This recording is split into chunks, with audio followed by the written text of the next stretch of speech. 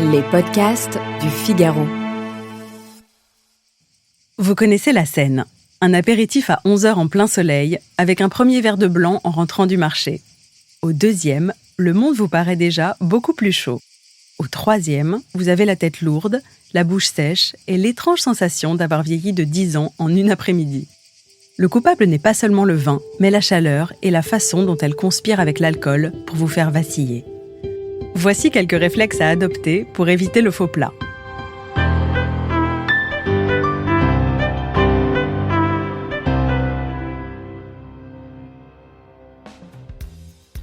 Premier réflexe, le plus contre-intuitif. Sortez vos grands verres et ne les remplissez qu'au fond. Un verre généreux mais à peine garni, c'est une plus grande surface d'évaporation pour des arômes que la chaleur écrase et surtout une lampée qui n'a pas le temps de tiédir avant d'être bue. Le piège de l'été, c'est le petit verre rempli à ras-bord qui en quelques minutes se transforme en bouillon. Servez peu et en faisant des pauses. Votre vin restera frais jusqu'à la dernière goutte. Deuxième astuce, celle des pros. La glace, oui, mais jamais dans le verre. On glisse la bouteille entière dans un seau rempli pour moitié de glaçons et pour moitié d'eau. C'est le mélange eau-glace et non la glace seule qui refroidit 2 fois plus vite.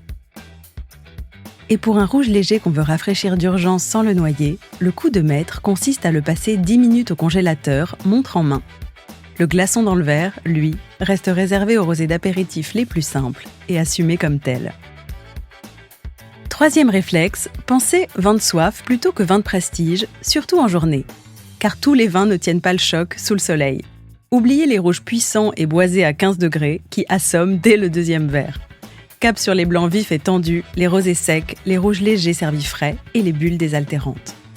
Un vin à 11 ou 12 degrés vous laissera infiniment plus frais qu'une bombe d'alcool, même délicieuse. En été, le degré d'alcool compte bien davantage que la couleur.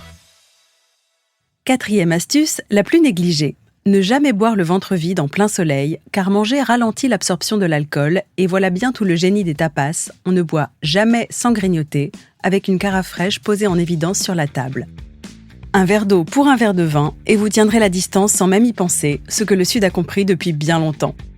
Un dernier conseil où tout est affaire de timing. Méfiez-vous de l'apéro héroïque de 15h en pleine fournaise. À cette heure-là, le palais est saturé de chaleur et le corps encaisse mal. Le vrai bon moment, c'est la fin de journée, lorsque la lumière décroît et que la chaleur retombe. Une tradition que j'ai découverte à Venise, le si joli Giro d'Ombre, qui consiste à flâner d'un baccaro à l'autre, ces petits bars à vin où l'on s'arrête le temps d'une ambra, un verre de vin maison, et d'un ou deux cicchetti, ces bouchées que l'on picore au comptoir. Retenez donc ceci. De grands verres à peine remplis, la bouteille au seau plutôt que la glace au verre, des vins légers et bien frais, de quoi grignoter, et la patience d'attendre que le soleil baisse.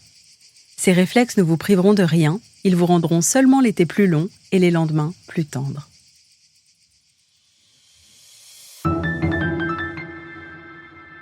Merci d'avoir écouté ce podcast. Je suis Alicia Doré, journaliste vin. Vous pouvez retrouver Parlons Vin sur Figaro Radio, le site du Figaro et toutes les plateformes d'écoute. Si vous avez aimé cet épisode, n'hésitez pas à vous abonner et à laisser votre avis. À bientôt!